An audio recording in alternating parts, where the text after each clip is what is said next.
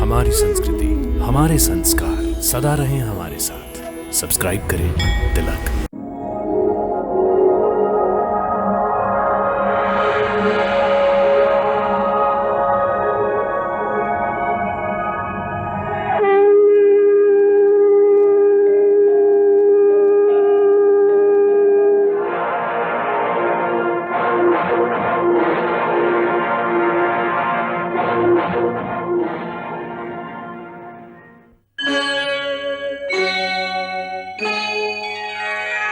कृष्णा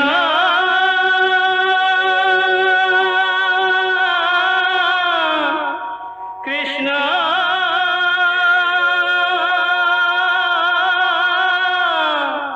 हरे कृष्णा हरे हरे।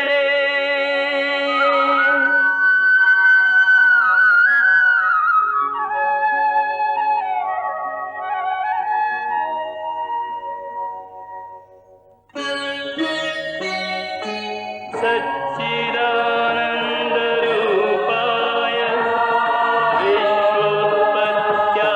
विश्वोत्पत्त्यादिहेतवे तापत्रयविनाशाय श्रीकृष्णाय वयं नमः।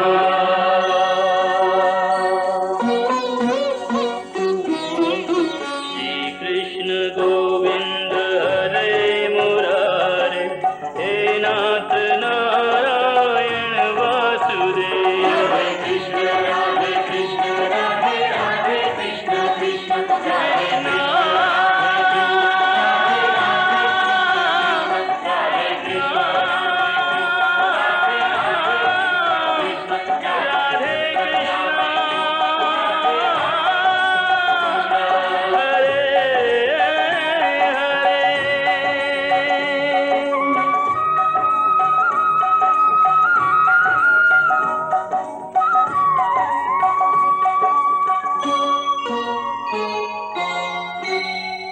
हम सबको ये बताना होगा कि हम युद्ध भूमि पर अपने शस्त्रों का अपमान करने नहीं आए हैं।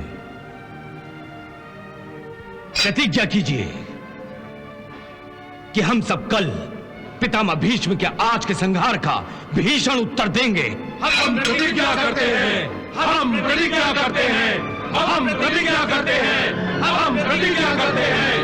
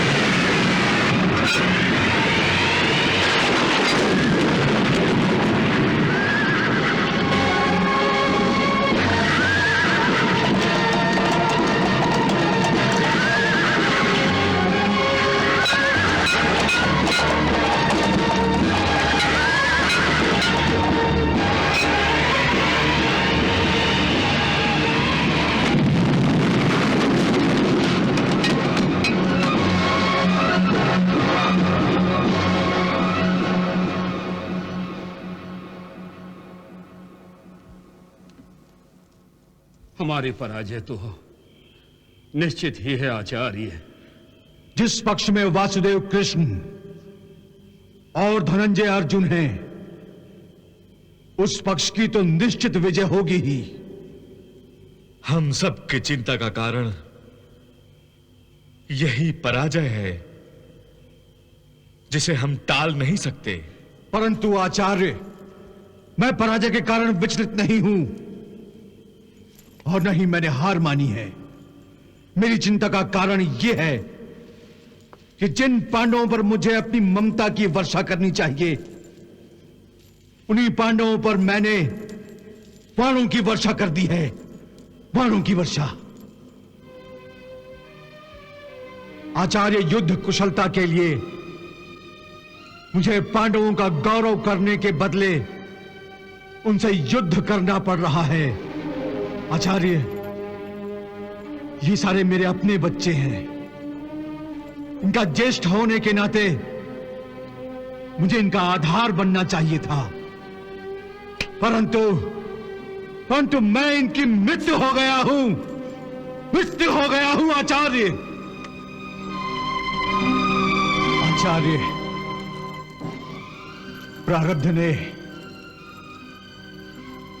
प्रारब्ध ने हमें विचित्र मोड़ पर ला खड़ा किया है। हम अपनी तलवारों से इतिहास तो बदल सकते हैं, परंतु प्रारब्ध का लिखा हुआ एक शब्द भी नहीं बदल सकते। हाँ, ये मेरा दुर्भाग्य है कि ना मुझे धृतराष्ट्र समझ सका, ना दुर्योधन। वो नहीं जानते आचार्य कि कौरवों का विनाश रोकने के लिए ही मैं युद्ध में सम्मिलित हुआ हूं। जिस दिन मेरा पतन होगा, उस दिन कुरुकुल का विनाश निश्चित रूप से आरंभ होगा। पितामह, आप अपने पतन की बातें करके हमें दुखी मत कीजिए। हे गंगा पुत्र, आपको तो इच्छा मृत्यु का वरदान प्राप्त है। वही वरदान तो आज मुझे श्राप जैसा लग रहा है। आचार्य, जिस पीड़ा को मैं भोग रहा हूं, वो तो मृत्यु से भी भयंकर है। इस युद्ध को रोकने के लिए हमें दुर्योधन को फिर समझाना चाहिए।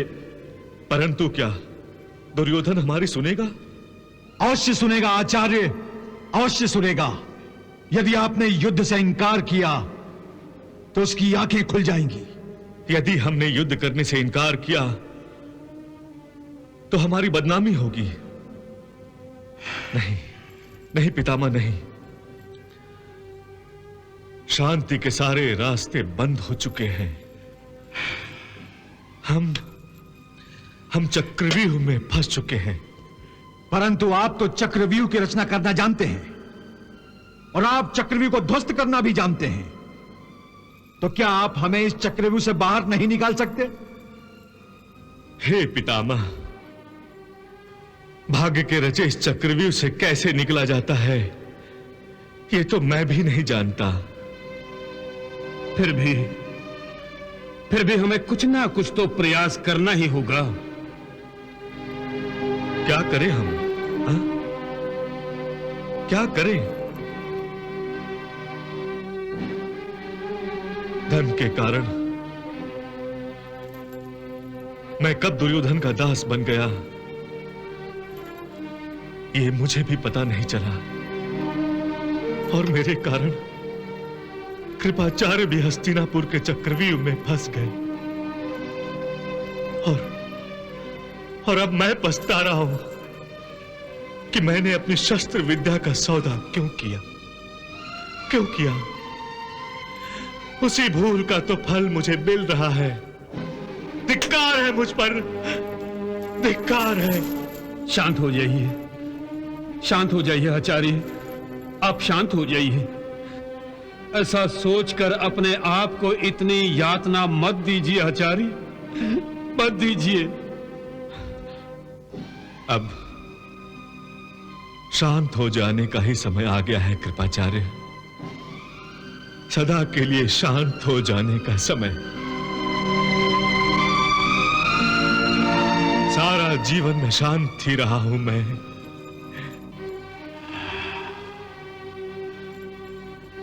हाँ आचार्य, मैं भी सदा चिर शांति को खोजता रहा, और अब जाकर मुझे पता चला कि केवल मृत्यु ही मुझे चिर शांति दिला सकती है। केवल मृत्यु ही मुझे चिर शांति दिला सकती है।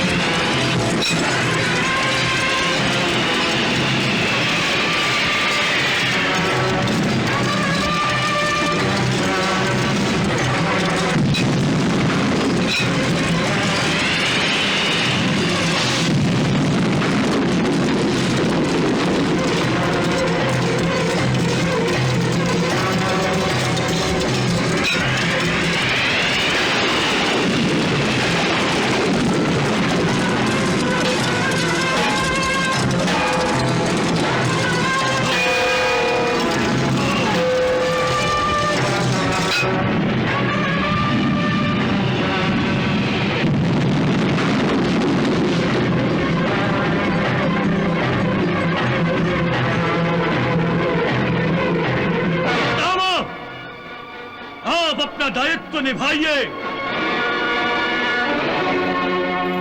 किसी भी प्रकार इस अर्जुन को रोकिए, वो हमारे रास्ते का कांटा है। हटा दीजिए उसे, फिर हम जीत जाएंगे, अवश्य जीत जाएंगे। दुर्योधन, मैं अर्जुन के वारों की आंधी को तो रोकूंगा, परंतु मैं उसका वध नहीं करूंगा। सारथी, हमारे युवराज की आज्ञा के अनुसार हमारा रथ अर्जुन के सामने ले चलो।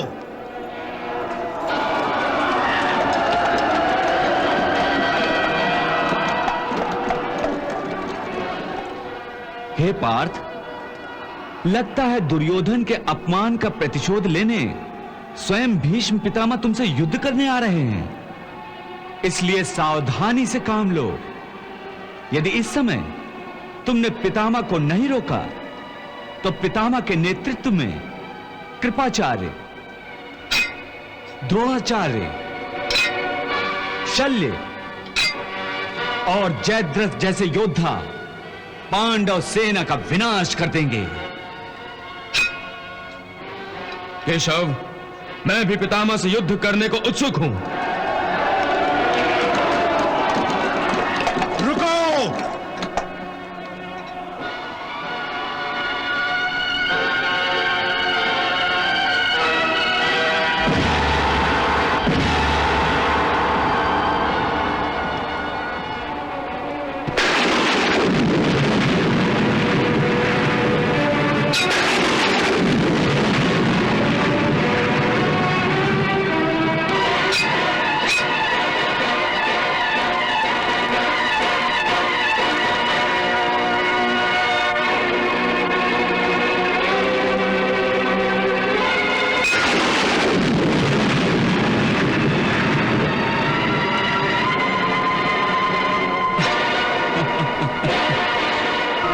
अर्जुन, दुर्योधन तुम्हारे शौर्य की प्रशंसा कर रहा था।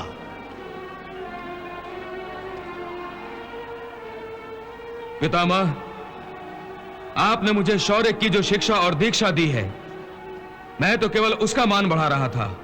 तुम्हारे ये शब्द केवल अपने पितामह के आदर में है। सच तो यह है कि तुम्हें युद्ध करने की दीक्षा वासुदेव ने दी है, और अब इसी शिक्षा की परीक्षा है, क्योंकि अब मुझे आपका सामना करना है।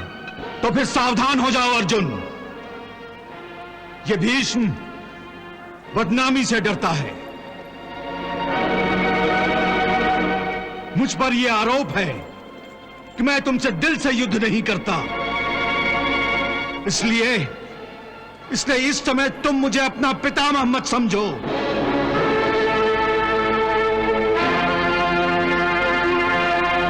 इस समय ना तो मैं तुम्हारा पितामह हूं और ना ही तुम मेरे लाडले पोते हो। मेरे बाणों का सामना करने के लिए तैयार हो जाओ अर्जुन।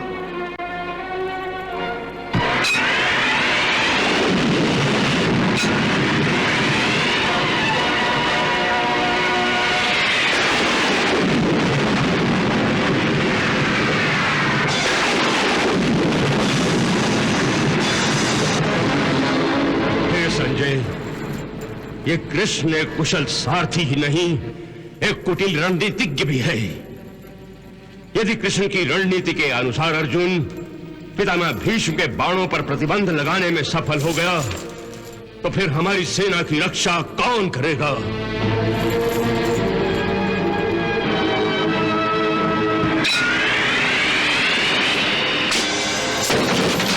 देख लिया अर्जुन, ये मेरे गुरु परशुराम की शिक्षा का परिणाम है।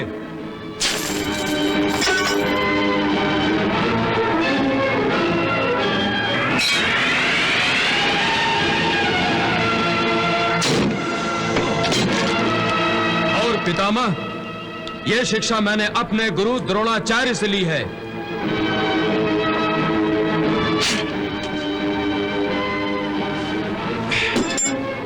कृपाचार्य, द्रोणाचार्य, शल्यराज तथा सिंधु नरेश जयद्रथ, आप सब पितामह की सहायता करने जाइए। इस समय अर्जुन बचना नहीं चाहिए। जो आज्ञा युवराज, जो आज्ञा युवराज। चलो सारथी, सारथी रथ आगे ले चलो। चलो सारथी, चलो सारथी।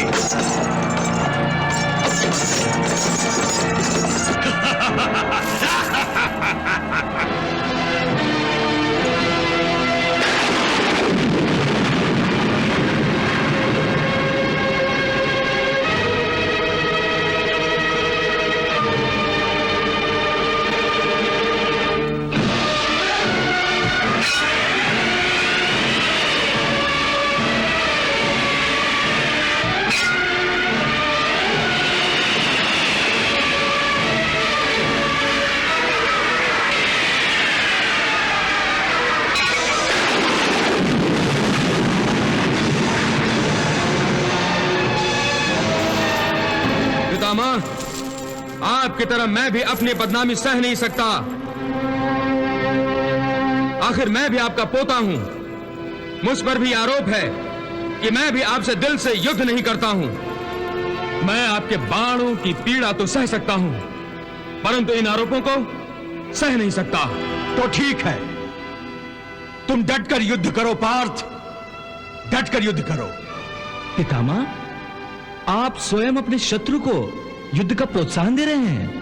हे वासुदेव, यह प्रोत्साहन नहीं था, बल्कि एक वीर ने दूसरे वीर की वीरता की प्रशंसा की है। परंतु फिर भी यदि अर्जुन को अहंकार हो गया हो, तो मेरे बाण उसके अहंकार का नाश कर सकते हैं। सावधान अर्जुन।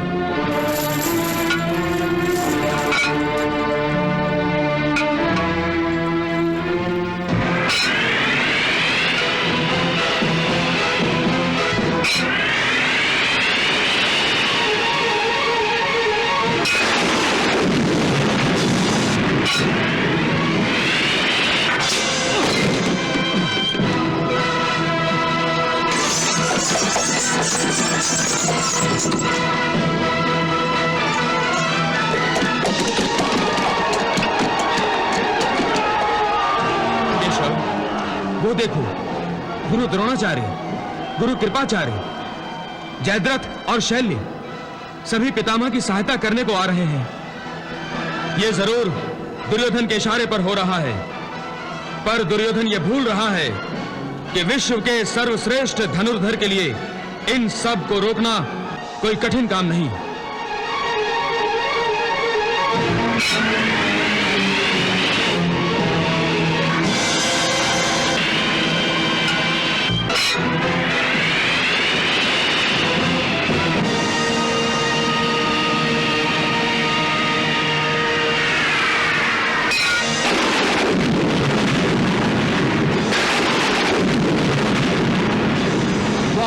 अर्जुन वाह!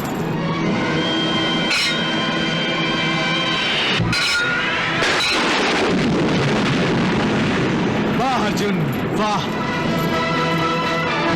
अभिमन्यु, भ्राता श्री अर्जुन के विरुद्ध युद्ध में पितामह की सहायता के लिए और भ्राताश्री का वध करने के लिए कौरवों के अनेक सेनापति सामने आ रहे हैं। हमें भी भ्राताश्री की सहायता करनी चाहिए। अच्छा किया काका श्री, जो आपने ठीक समय पर सावधान कर दिया। हमें इस अवसर का प्रयोग कौरवों के महारथियों को परास्त करने के लिए करना चाहिए। यदि हमने पितामह पर विजय पाई तो समझो हमने ये महायुद्ध जीत लिया। चलो चलो!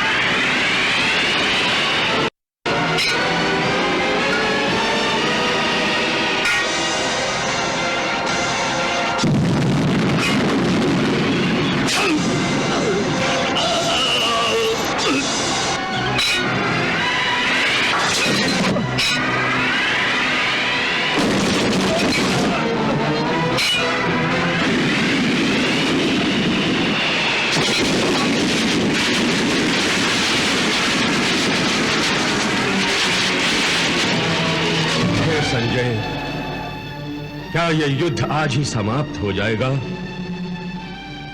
भीम और अर्जुन के पराक्रम की गाथा सुनकर तो मुझे ऐसा लग रहा है कि आज ही के युद्ध में कौरवों का संपूर्ण विनाश हो जाएगा।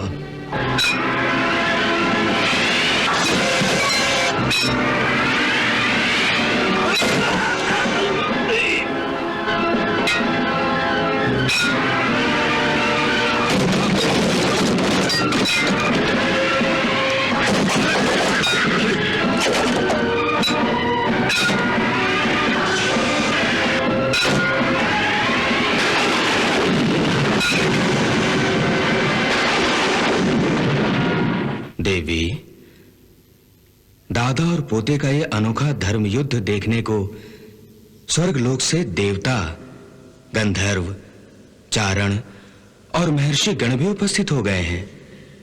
हाँ भगवान, पितामह भीष्म और साक्षात वासुदेव के सखा अर्जुन के बीच होने वाला ये युद्ध अत्यंत अद्भुत और संपूर्ण लोकों के लिए आश्चर्यजनक घटना है, क्योंकि दोनों के बीच भगवान श्री कृष्ण एक अत्यंत महत्वपूर्ण भूमिका निभा रहे हैं। हाँ देवी, ऐसा अनोखा युद्ध युगों में कभी कभी देखने को मिलता है। वो देखो,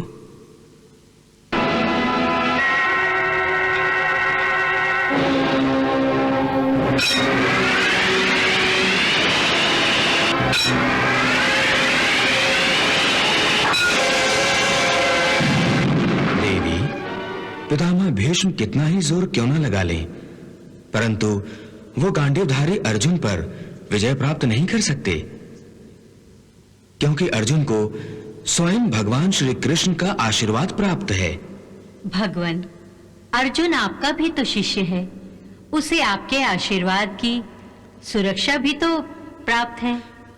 हाँ देवी, ये तो स्पष्ट है कि हनुमान के रूप में हमारा अंश ही उसके रथ पर बैठकर उसकी रक्षा कर रहा है। परंतु यदि दादा और पोते यूं ही लड़ते रहें, तो प्रलय आने तक दोनों का युद्ध बिना किसी निर्णय के चलता रहेगा।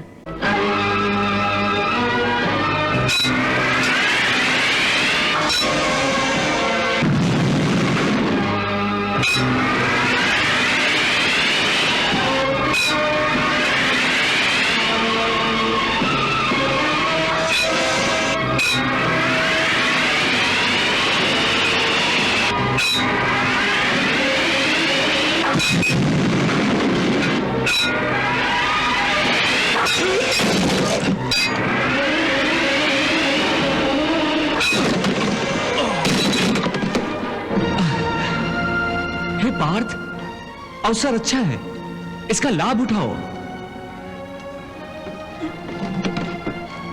कदाचित पितामह दूसरी ओर से युद्ध करना चाहते हैं, परंतु तुम उन्हें दूसरी ओर जाने का अवसर मत दो। अपने साथ युद्ध में उलझाए रखो।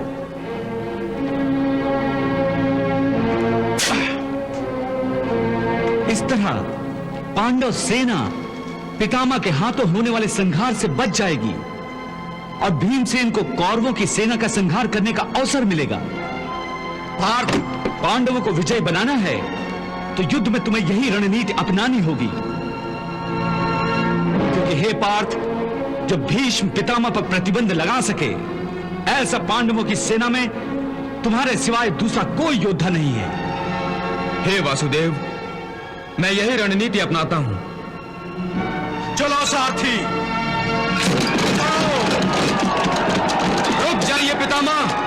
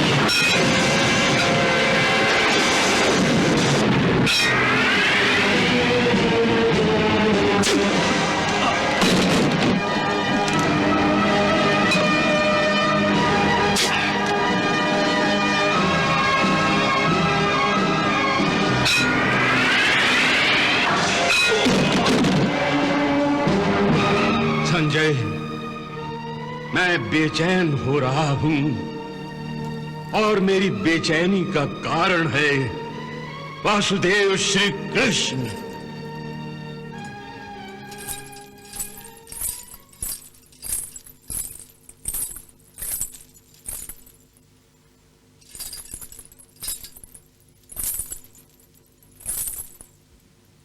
प्रणाम महारानी। आयुष्मान भव। गांधारी,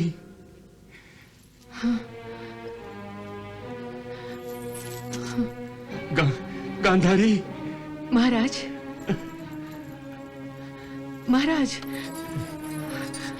गांधारी, महाराज। तुम यहाँ? हाँ महाराज, आपकी आवाज कब कब आ रही है, आपका शरीर कांप रहा है। महाराज, आपका स्वास्थ्य तो ठीक है ना? हाँ। गांधारी, जब मन ही शांत न हो तो स्वास्थ्य कैसे ठीक रह सकता है? युद्ध के कारण मन व्याकुल है। अपने पुत्रों के भविष्य के बारे में सोचकर मैं भयभीत हो गया हूं। आर्यपुत्र, आपको युद्ध के कारण इस तरह विचलित होना शोभा नहीं देता। आखिर आप एक क्षत्रिय महाराज हैं। परंतु मैं ये कैसे भूल सकता हूं कि मैं पिता भी हूं।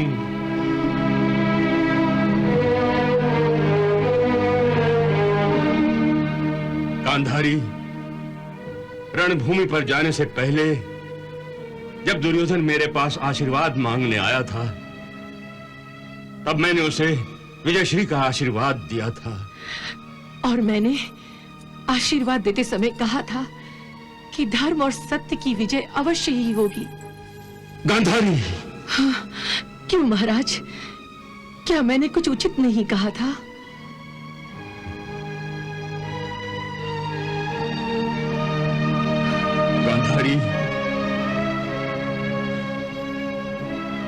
तुम्हें अपने पुत्रों को विजय का आशीर्वाद देना चाहिए था। छोड़ो, जो हुआ सो हुआ। गांधारी, तात वेद व्यास से अनुग्रहित होने के कारण संजय हमें युद्ध का समाचार सुना सकता है। तुम भी सुनो। आओ गांधारी, बैठो। नहीं महाराज, मुझसे युद्ध का समाचार नहीं सुना जाएगा। क्यों गांधारी? क्योंकि महाराज, कौरव और पांडव दोनों ही तो हमारे ही पुत्र हैं ना। इस युद्ध में दोनों में से कोई भी मारा जाए तो विनाश तो कौरव कुल का ही होगा ना।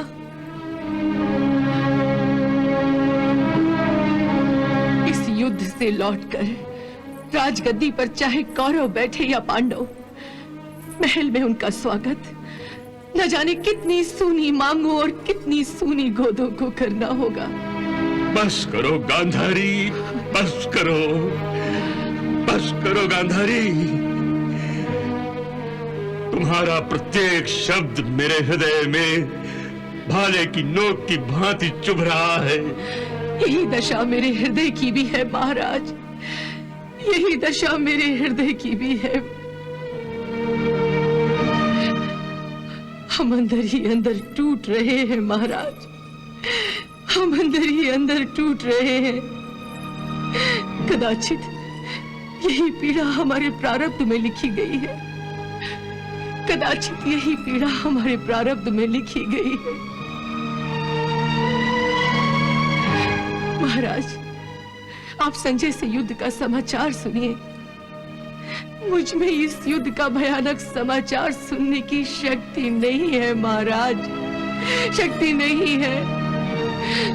मैं आपसे विदा चाहती हूँ महाराज, मैं आपसे विदा चाहती हूँ महाराज, मैं आपसे विदा चाहती हूँ महाराज, मैं आपसे विदा चाहती हूँ। गांधारी,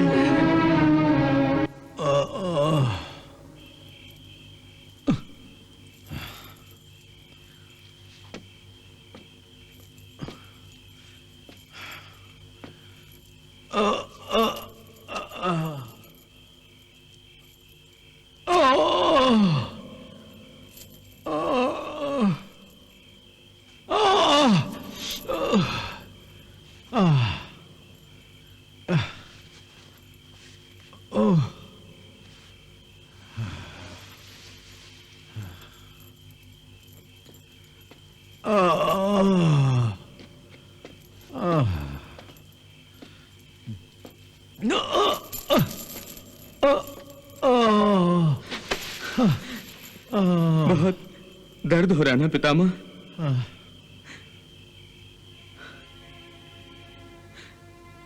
अर्जुन, तुम यहां?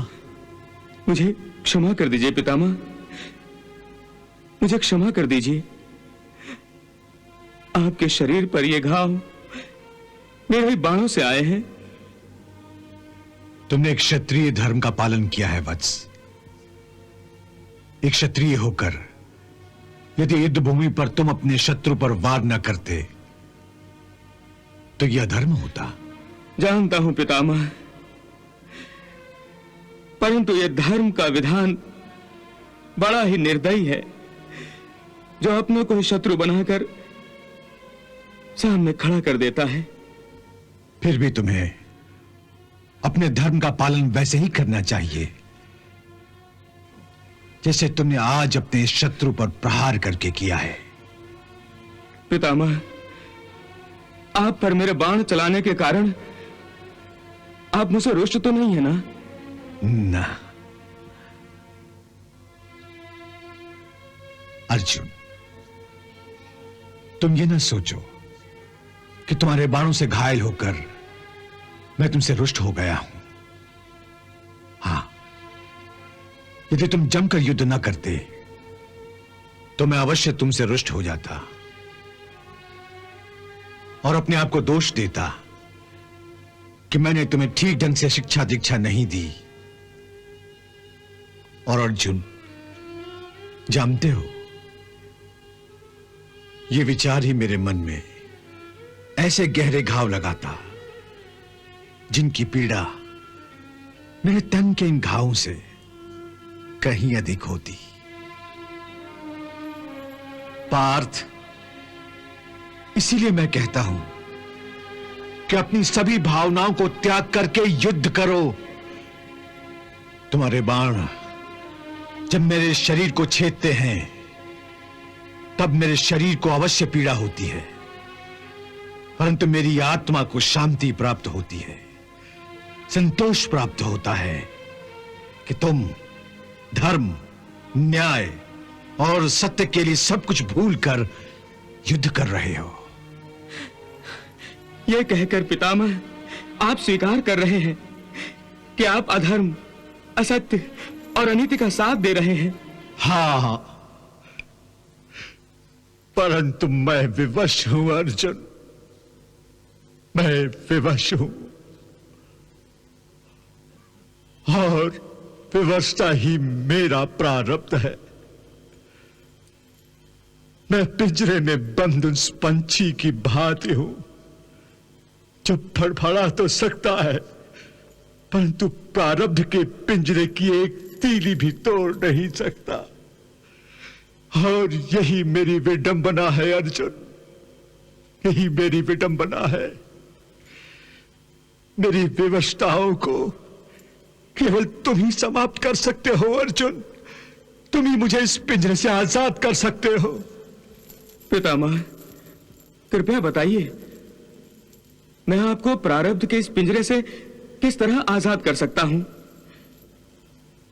आपकी पीड़ा दूर करके मुझे खुशी होगी। बताइए, मैं क्या करूं? मेरा वध कर दो। पितामह,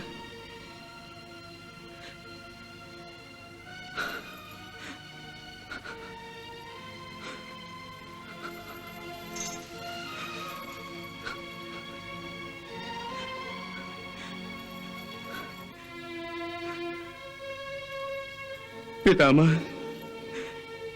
14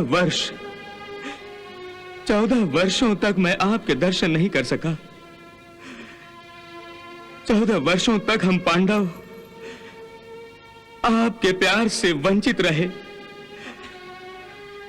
और 14 वर्षों बाद हम आपसे मिले भी तो रणभूमि पर एक दूसरे के शत्रु बनकर। ये कैसी विडंबना है,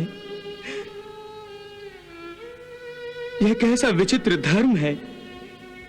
धर्म का पालन इतना सहज नहीं होता पुत्र। धर्म कभी कभी ऐसी विडंबनाओं को साथ लाता है जिसका पालन करना दुष्कर हो जाता है। लेकिन एक मनुष्य को अपनी सभी भावनाओं का त्याग करके अपने धर्म का पालन करना ही पड़ता है। तुम भी अपने धर्म का पालन करते हुए मेरा वध कर दो। पितामह, मैं आपका पोता हूं। अर्जुन, ये क्या? तुम रो रहे हो? एक योद्धा की आंखों में आंसू शोभा नहीं देते, बल्कि उसकी शूरवीरता का अपमान होते हैं। यही आंसू रणभूमि में शत्रु के विरुद्ध हथियार न उठाने पर विवश कर देते हैं। रोक लो इन आंसुओं को अर्जुन, रोक लो। अरे, जब मेरे ये बूढ़े हाथ अपने जवान पोते के शरीर को अपने ही बाणों से छेदते हुए नहीं कांपते हैं, तो तुम्हारे ये जवान हाथ क्यों कांप जाते हैं? तुम्हारी दृष्टि क्यों कपकपा जाती है?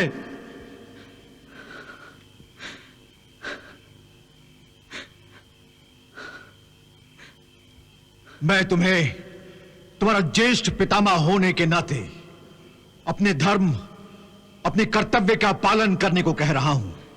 कल तुम युद्ध भूमि पर मुझे अपना शत्रु समझकर युद्ध करोगे, अपने वाणों से मेरे सीने पर निशाना लगाओगे और अपने वाणों को चलाते समय अपने हाथों को कांपने की आज्ञा नहीं दोगे, कड़ा भी नहीं दोगे। परंतु पितामह। बस करो अर्जुन, मैं इससे अधिक कुछ और नहीं सुनना चाहता। तुम्हें मेरा आदेश हर स्थिति में मानना ही होगा। और यह भी याद रखो कि मुझे इच्छा मृत्यु का वरदान प्राप्त है और मेरी अंतिम इच्छा भी यही है कि मैं अपने पोते के वाणों से ही मरूं। पितामह, हमारा भाग्य हमसे यह अन्याय क्यों कर रहा है? क्यों हम दोनों की इतनी कड़ी परीक्षा ले रहा है? जाओ पुत्र, कल युद्ध भूमि पर मिलेंगे।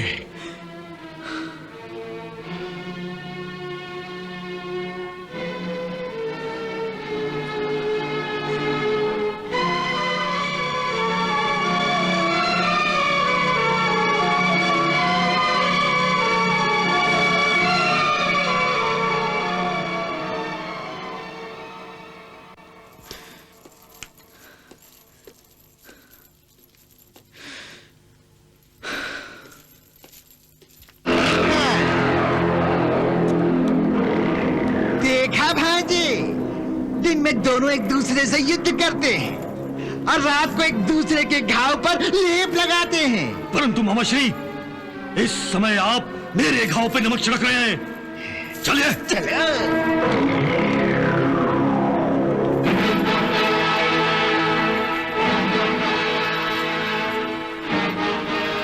प्रणाम पितामह। प्रणाम पितामह।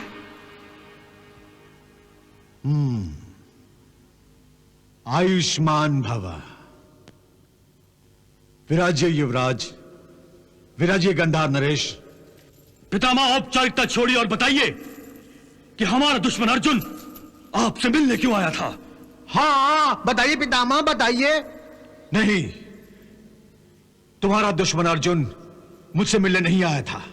हमने अपनी आंखों से अर्जुन को आपके शिविर से जाते हुए देखा है। क्या यह झूठ है? मैं कभी झूठ नहीं बोलता वत्स। जो आया था वो तुम्हारा दुश्मन अर्जुन नहीं, बल्कि मेरा पोता था, जो कि अपने दादा से मिलने आया था। दादा को घायल देखकर जो पोता स्वयं घायल हो गया था, स्वयं घायल हो गया था। पर तुम इस बात को कभी नहीं समझोगे दुर्योधन, नहीं समझोगे। परंतु ये घाव भी तो आपको उसी ने लगाया था, फिर भी आप उसे अपना पोता कह रहे हैं। और मैं भी तो आपका पोता हूं। नहीं नहीं युवराज, नहीं। यही तो विडंबना है कि तुम मेरे पोते होकर भी मेरे पोते नहीं हो। तुम एक पोते की तरह मुझसे कभी मिले ही नहीं। तुमने एक पोते की तरह कभी मेरे मन की भावनाओं, वेदनाओं को समझने का प्रयास ही नहीं किया। जैसे एक पोते की भांति अर्जुन मेरे सीने से आकर लिपट जाता है, तुम मुझसे कभी लिपटे ही नहीं। तो फिर मैं कैसे मान लूं युवराज दुर्योधन कि तुम भी मेरे पोते हो? युवराज, तुमने सदा एक शासक की तरह मुझको आदेश दिया है, परंतु मेरी आज्ञा का पालन नहीं किया। युवराज दुर्योधन, तुमसे मेरा नाता एक बंधन है और अर्जुन से मन का संबंध है। लेकिन ये सब बातें तुम नहीं समझोगे, तुम नहीं समझोगे इन सब बातों को। और इस समय में तुम युवराज मन का सवाल कर रहे हो दुर्योधन। तुम इस बात को कभी नहीं समझ सके कि तुम्हारा पितामह 100 कौरवों के बीच में रहते हुए भी जीवन भर अकेला ही रहा है। वो इसलिए पितामह कि आपका मन कौरवों के साथ नहीं, पांडवों में अटका है, जिनका वध नहीं करने की आपने प्रतिज्ञा की है। हाँ, और इसी प्रतिज्ञा के कारण ही केवल 5 पांडव 5 पांडव जिनका वध करने के लिए पितामह के 5 बाण ही पर्याप्त हैं, युद्ध भूमि में कौरवों की छाती पर चढ़ चढ़कर युद्ध कर रहे हैं। पितामह, यदि आप अपने पोते को छाती से लगाकर रात के अंधेरे में यूं ही प्यार करते रहे, फिर तो जीत लिया हमने ये युद्ध। भांजे, मुझे तो लगता है कि रात के अंधेरे में अर्जुन पोते का भेष बदलकर अपने दादा के पास नहीं, बल्कि कौरव सेना के सेनापति से कल के युद्ध की रणनीति जानने आया था। गांधार नरेश,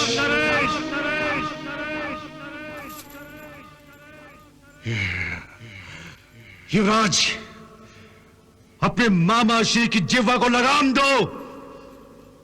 ये मुझ पर संदेह कर रहे हैं, मुझ पर, जिसने हस्तिनापुर की आजीवन सुरक्षा का प्रण लिया है, जिसने हस्तिनापुर की सेवा में अपनी हर सांस खपाई है। इस युद्ध में पांडवों के विजय के रास्ते की दीवार बनकर खड़ा हूं मैं, और मेरी देशभक्ति पर शंका। किस किस की जीवा पर आप लगाम देंगे? हाँ, किस किस की जीवा पर? ये शंका का नाग तो कौरवों के पक्ष में लड़ने वाले हर योद्धा के मन में बार बार उठ रहा है। आपके प्रति संदेह का यह विष सारी कौरव सेना में फैलता जा रहा है। इसका कारण आपके मन में पांडवों के प्रति वो प्रेम है जो आपकी देशभक्ति पर भारी पड़ रहा है, भारी।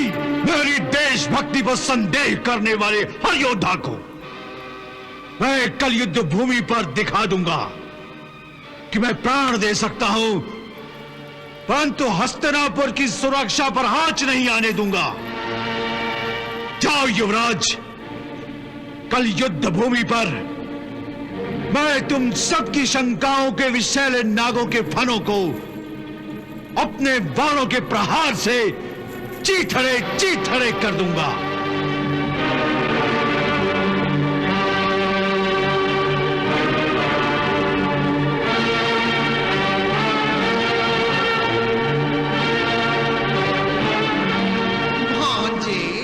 मुझे तो लगता है कि रात के अंधेरे में अर्जुन पोते का भेष बदलकर अपने दादा के पास नहीं, बल्कि कौरव सेना के सेनापति से कल के युद्ध की रणनीति जानने आया था। हाँ।